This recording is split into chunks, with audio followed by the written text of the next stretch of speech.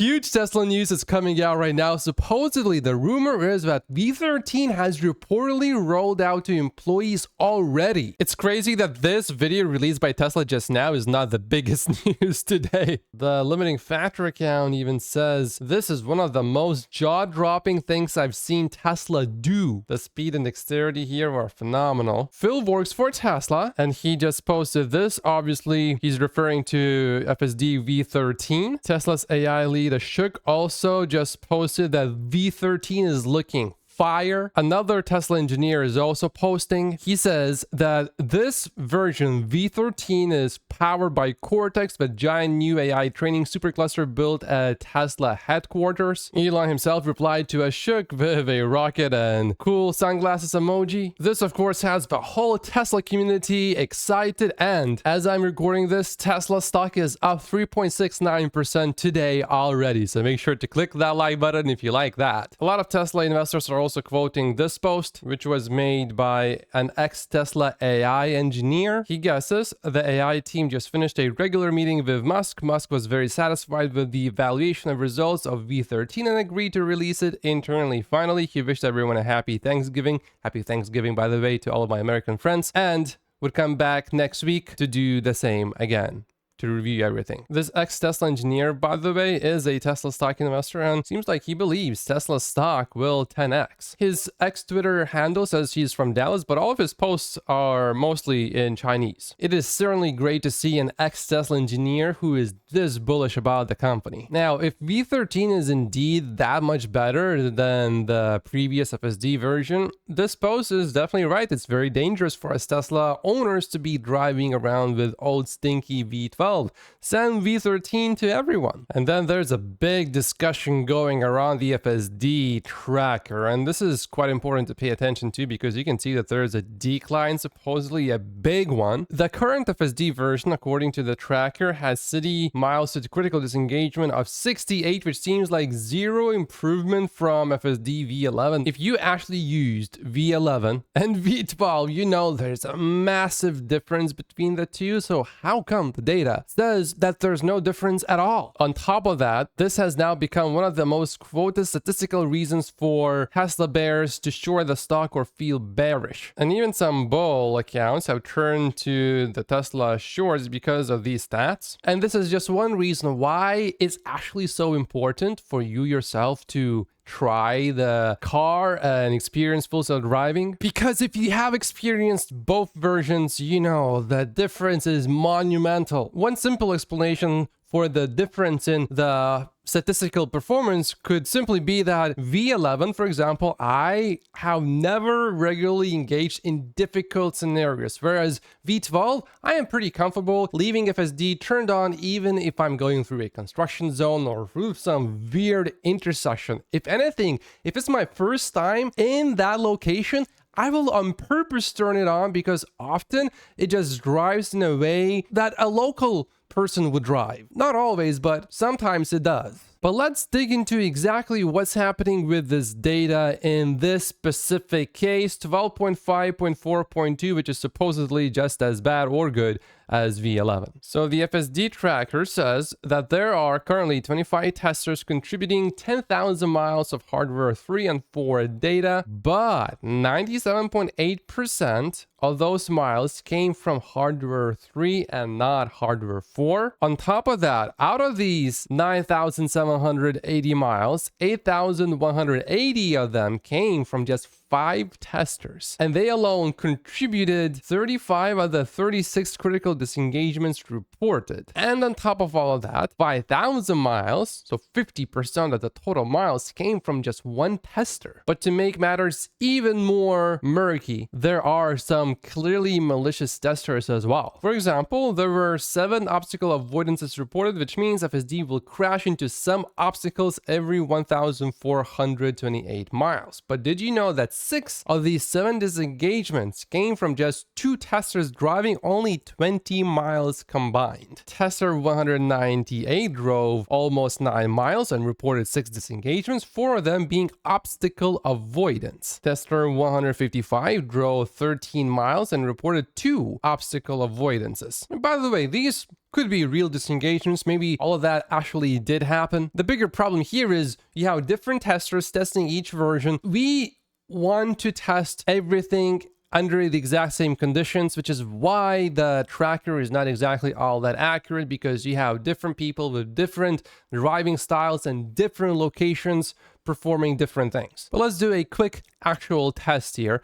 If you have experienced FSD V11 and one of the latest FSD versions, comment down below if the latest version is definitely, certainly, for sure 100% better for you. Not just a little bit better, but significantly better. I'm specifically talking V11 compared to one of the latest FSD versions. My answer to that is, of course, yes, it is much better, but let's see what everyone else also says. And if it's not, please comment down below that this version is not better for you than V11. While I personally actually did use V11 quite a bit, compared to the current version, V11 now would feel unusable to me. Now, this is quite important. The person who is running the FSD community tracker responded to that post. He provided the X handle of the tester number 58, and turns out he drives a ton for Uber and Lyft, but did he also provide a ton of data for V11 while he was driving for Uber and Lyft? And I'm not saying he's doing bad testing. The only thing that I'm saying here is that we're not comparing apples to apples. We're more like, it's like comparing chocolates to apples. He also doesn't consider tester number 155 and 198 malicious testers. Both likely tried FSD and shut it off because it was bad for them. And perhaps it's because one is in Boston and the other person is in New York City. Obviously, if you are driving through extremely difficult roads, it's going to be not as good. For example, if I drive around here in Vancouver City, it's all right. The moment I go to downtown, I can disengage very often. So it really depends where I'm driving. Anywhere outside of downtown, it's pretty good. The moment I go downtown, it's not, a lot of these disengagements, by the way, are not safety related, but it's just something that a person will not do. For example, there are two lanes, and the lane on the right, that's where you can turn right, and let's say there are 15 cars lined up, and the other lane you can only go straight and there are 0 cars lined up. FSD, and this happened to me many times, it just goes through that lane to the very end and then tries to sneak in at the very end. Obviously, people are gonna be not happy with you. And then he provides some good context here. Tester data is trimmed based on percentile, so low mileage, poor or best performance are trimmed. Only the performances between the 10th and 90th percentile are used, which in theory should dramatically improve the accuracy of the data. And by the way, the person who runs the FSD community tracker is actually a Tesla stock investor himself. I personally definitely find the FSD tracker data valuable,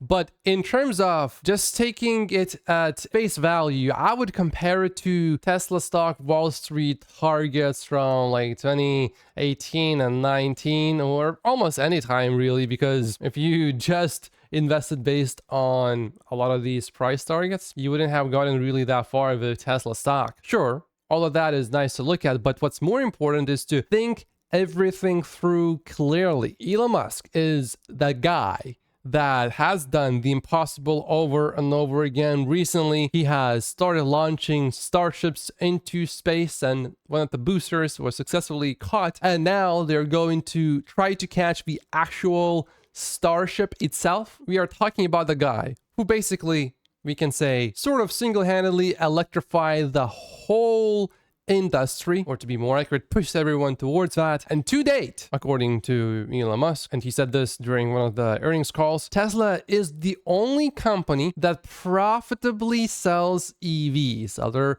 companies, of course, sell a lot of EVs, including BYD especially, but according to Elon Musk, none of them actually end up making any profits. Not yet. In the meantime, Tesla has now been profitable for years. And this Tesla bot got a new hand for Black Friday. You can now catch a tennis ball, literally.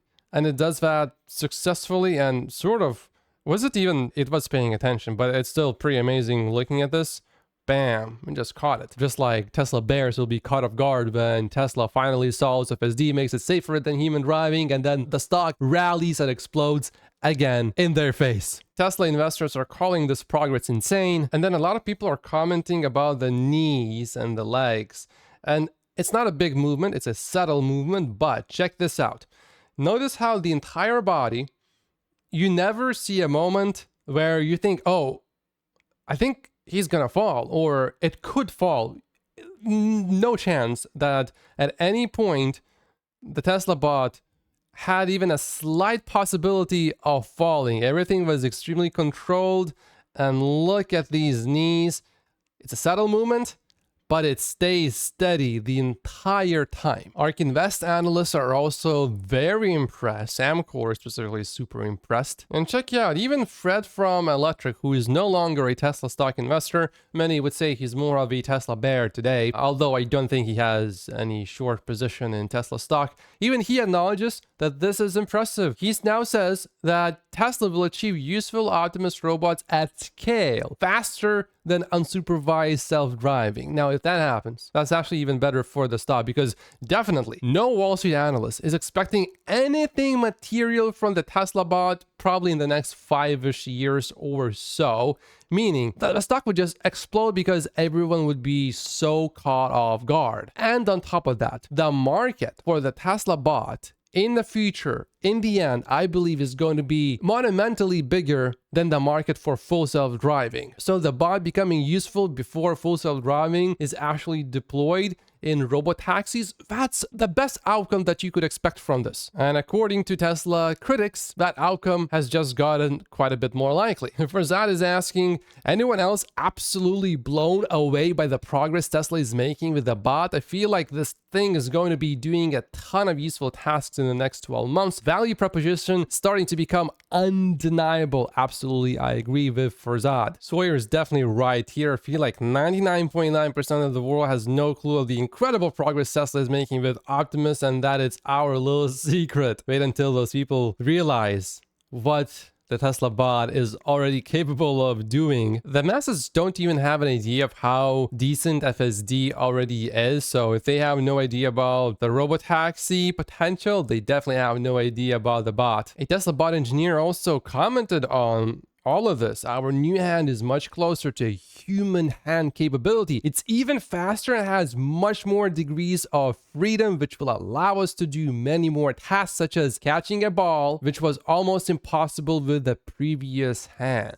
The form factor is great too. So many motors that fit in such a slim forearm. Today is just one of these days when I sit back and I think about Tesla and Elon Musk, and I'm just so happy that I am a Tesla stock investor. I actually feel like that most of the days, but today I feel like that, but extra. I feel a lot more strongly like that today. And here's a more detailed explanation from Tesla. Our new hand / forearm with double the number of degrees of freedom. Now in action on the bot, there's 22 degrees of freedom on the hand and 3 on the wrist / forearm. So the video was just made in the lab and the bot is still operated. But the thing that we are trying to look at here is the capability of the bot. And if you do this sort of thing hundreds of times, thousands of times, eventually you can use end-to-end programming basically to make the bot do exactly what we just saw. There's still some work to finish by the end of the year, in particular around extended tactile sensing integration, much more surface coverage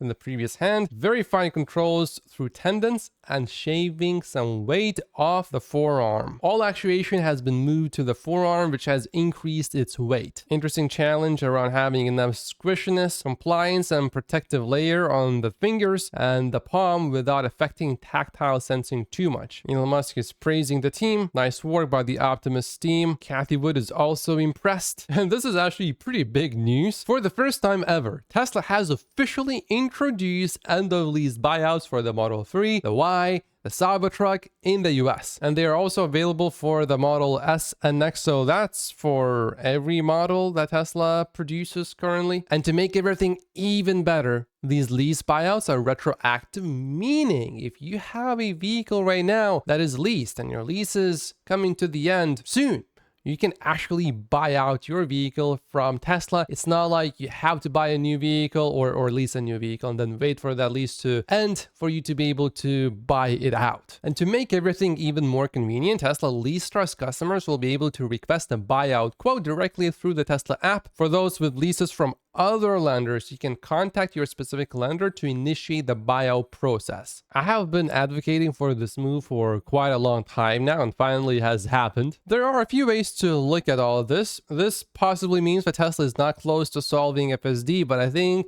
really we are closer to this being true. Here's a crazy idea, says Sawyer. Tesla wants to increase Q4 sales. What a crazy idea would that be? The way Tesla has structured all of this, if you buy a Tesla vehicle today, it guarantees that later you will have the option to buy out the vehicle. On top of all of this, if you are looking at this as a Tesla stock investor, what's really important to know and understand is that Tesla really leases almost no vehicles at all. Look at this number right here. It's only 3% of the total in this specific quarter. That's almost zero. Also, remember that Tesla right now is building a dedicated robotaxi, and they can always use their own production of the Model 3 or the Y in the future. They could just stop selling Model 3s and Model Ys to everyone for a few quarters and just use every single one of them as a robotaxi. You see, before, Tesla's deliveries were extremely low, so any extra vehicles that Tesla could put their hands on just in case if his deal was solved really fast would have made a huge difference. But now we just stop delivering to everyone for a few quarters and boom, you got 1 million robotaxis immediately, no less than 6 months later, that Tesla fully owns. In the meantime, in 2019, in the first quarter, Tesla only delivered 63,000. So in 6 months,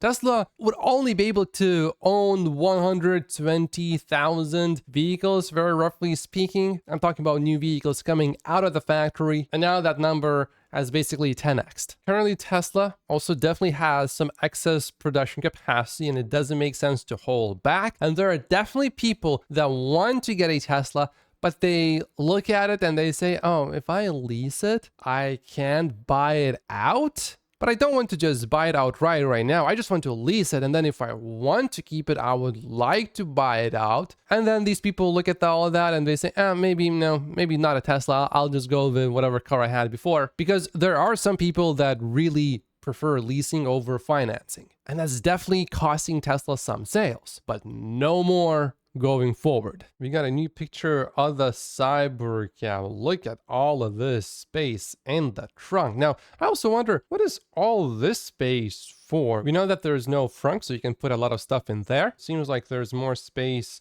beneath this. I wonder, why didn't they just put less stuff in here?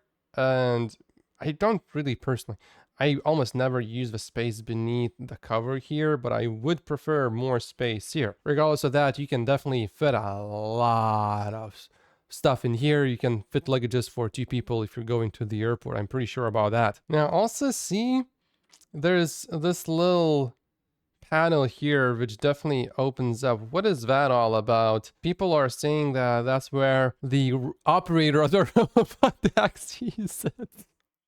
Okay, that was pretty good. Remember these Kim Kardashian posts about the Cybercab and the Tesla bot? Some people were speculating that Tesla paid her to make these posts, but she just made an official statement saying that Tesla did not pay her to post about the Tesla bot or the Cybercab. Coming back to leases, James actually says that personally, he will, when the time is right, will lease instead of buying. Oh, here's some proof that Tesla is really beating its competition badly in China. Tesla China says it has reduced the time it takes to pay suppliers to 90 days, down from 100 days. And here's comparison. You can see certain companies, and you can see that every single year they take longer to pay their suppliers. Can you believe it? There are some companies that take 300 days to pay their suppliers. BYD specifically in 2023 took 275 days. Whoa.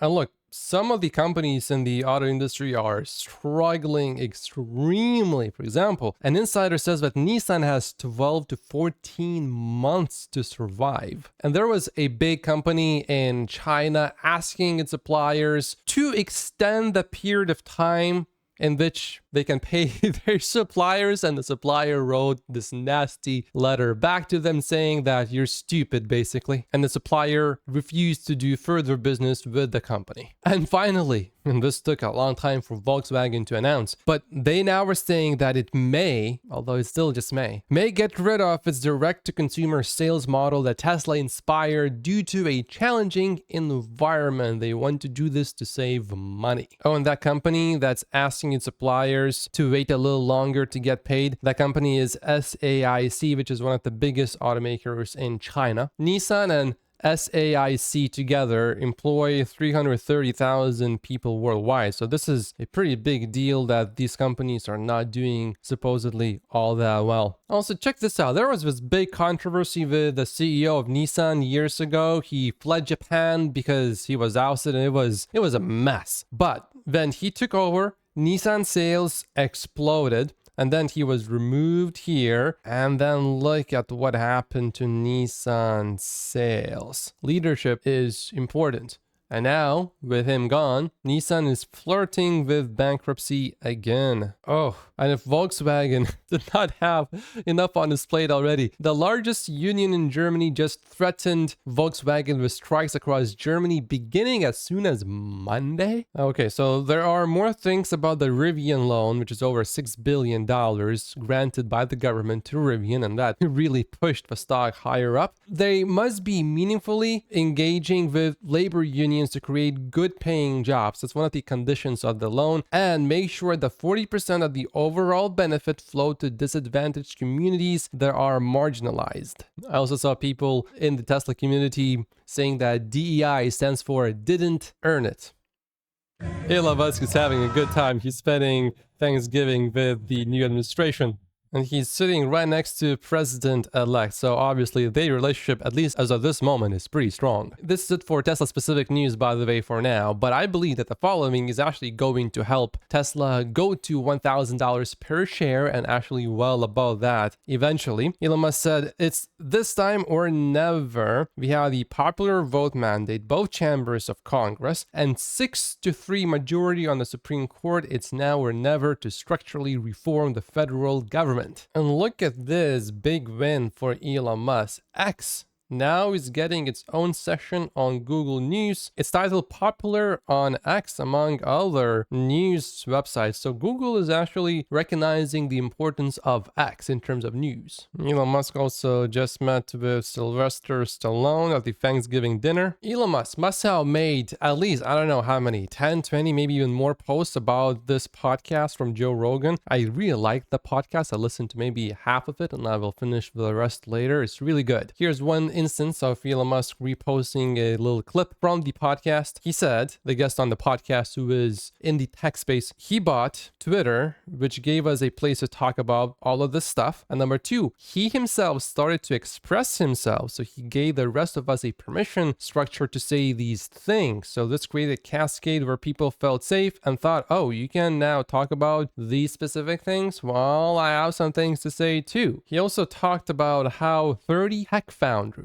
got debanked. Elon Musk is also going to simplify the tax code by a lot. He says this will increase productivity instead of incentivizing bizarre tax avoidance behavior. For example, in Sweden, the whole tax code is explained in just 100 pages. In the meantime, the UK tax code is 17,000 pages. The US tax code is a whopping 6,800 pages long. Canada is at 3,000 pages. Germany, 1,700. France, 1,500. Spain, only 1,000. Relatively speaking, that's not that many. Italy, 800. Netherlands, 400. And Sweden, only 100. Elon Musk is also going to start a game studio. Specifically, XAI is going to start an AI game studio to make games great again. Then Elon commented on Nissan executives saying that it only has 12 to 14 months to survive. Elon commented that many car companies won't make it. And remember that Nissan actually cut 9,000 jobs earlier this month. Elon is definitely going to do something to the IRS. He did this poll asking everyone. The IRS just said it wants $20 billion